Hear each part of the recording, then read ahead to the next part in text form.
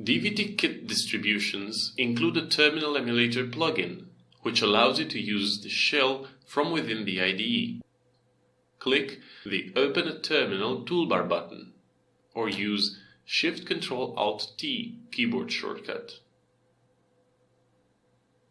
To open the terminal on the machine where DVT is running, choose a local terminal.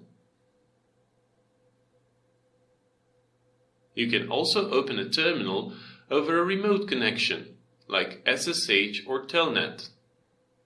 Once defined, the connection parameters can be stored for later usage. When you open the terminal and the file or directory is selected in a view, for example the Project Explorer view, the working directory is taken from the selection. When no selection is available, the working directory defaults to the home folder. Another way to open the terminal in a specific directory is to right-click on the directory and choose Open Terminal here. You can also right-click on a file to open its parent directory, for example from the compile order view. DVT allows you to open files directly from the terminal.